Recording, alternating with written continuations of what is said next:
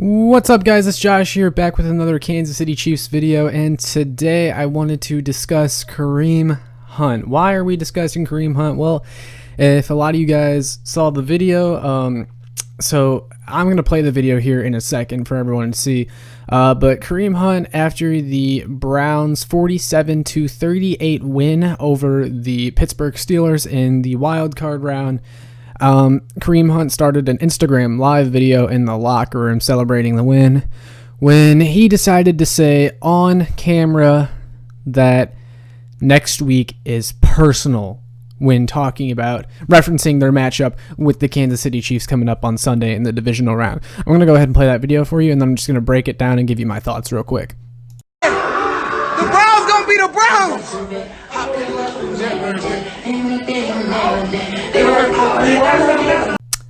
So yeah, there you have it. Apparently next week is personal to Kareem Hunt.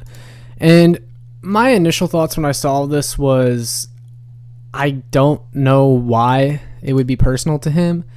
When you consider the fact the reason he's not in Kansas City anymore is because of his own actions. I mean, he kicked the girl in the hallway. We all saw the video. He lied to the organization. But at the same time, I will say I can't blame Kareem Hunt for that mentality because, you know, players will look for every little reason to motivate themselves. And, you know, he is, I mean, what player wouldn't want to do well versus his former team? But, you know, I wrote an article for my website, www.showmefootball.com. Please check it out for more cheese content after this video if you're interested. But I'm basically going to read a couple of paragraphs from my article that I wrote on this incident and just kind of let you guys listen. So I said the Kansas City Chiefs released Kareem Hunt in October 2018 when a TMZ video surfaced of Hunt kicking a woman in a hotel hallway after an altercation with said woman. Hunt was a Pro Bowl running back and a 1,000-yard rusher with the Kansas City Chiefs. It was also reported that the Chiefs were aware of the incident earlier on, but that Hunt fabricated the story so that when the video came out, it was an easy decision for the Chiefs to cut ties. As for Hunt, it's understandable that he would want to play well versus his former team, like I said. But the notion that Kareem Hunt was done wrong by the Chiefs making the game personal for Hunt is a tad bit odd. The organization was transparent with Hunt and told him that they would help him find a new spot, but that he would no longer be with Kansas City, a reasonable stance. At the same time, even though it was probably the right move to move on from Hunt, the team did give up on him at the end. You know, before I keep reading, I do want to say, like, you know, I get why the Chiefs moved on, I do.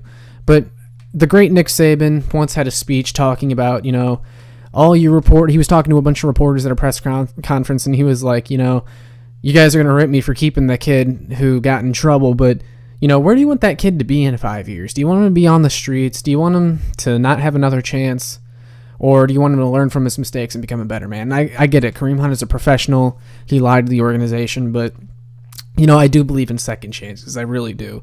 And, you know, Kareem Hunt got a second chance, but it was with Cleveland, not us. And, you know, you can argue with me on that, but I'm just going to keep reading, all right?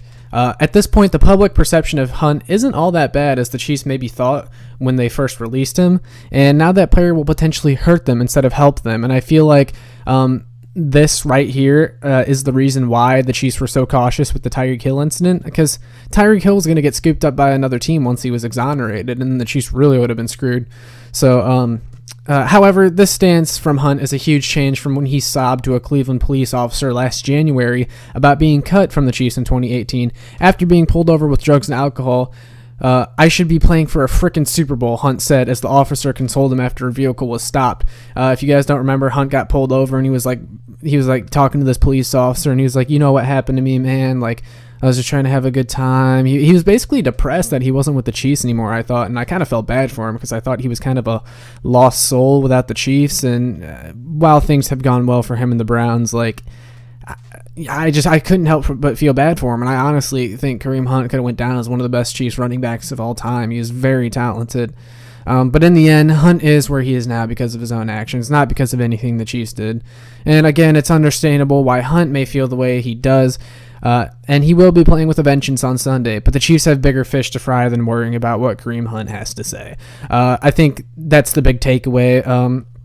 You know, it's an interesting storyline, but I feel like in the grand scheme of things, it doesn't really matter that much. I love Kareem Hunt. I still love him. I wish we didn't cut him. I wish we kept him around and tried to rehabilitate him. And I also feel like him going back to Cleveland was almost a bad thing for him because, that's where the incident happened with the chick. That's Kareem Hunt's hometown. Sometimes when you're back in your hometown, it can lead you to do things that you wouldn't normally do in other places just because you know the area, where all the spots are, that kind of thing. Kareem Hunt, he strikes me as someone who goes to a lot of clubs.